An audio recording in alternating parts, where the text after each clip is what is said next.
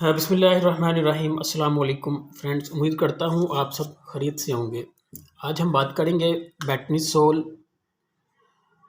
N drops for eyes, nose and ear infection के लिए होती है।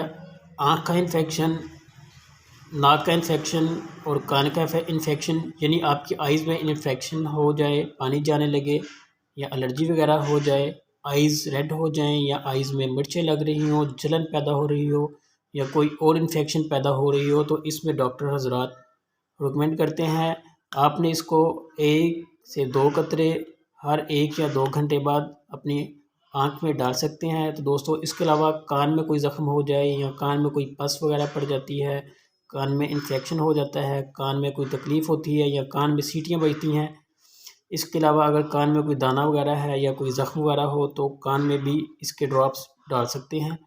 दोस्तों, नाक में कोई ज़ख्म हो, नाक से खून आ रहा हो, नाक पक रही हो और नाक में कोई तकलीफ़ हो रही हो, तो इसमें भी आप इस ड्रॉप्स को यूज़ कर सकते हैं। दोस्तों, आप ये ड्रॉप 3 जगह पर यूज़ कर सकते हैं।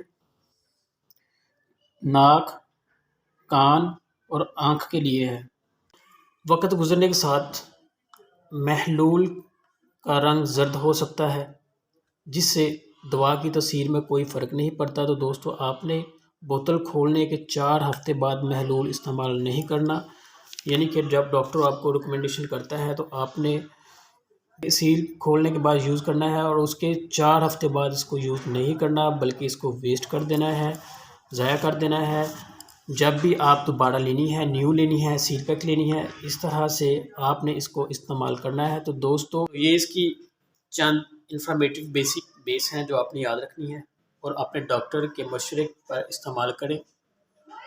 और ये बहुत ही इफ़ेक्टिव है फॉर एयर, नोज़ और आपकी आइज़ के लिए। तो उम्मीद करता हूँ कि आपको मेरी वीडियो अच्छी लगी होगी। अगर अच्छी लगी है तो मेरे चैनल को सब्सक्राइब करें।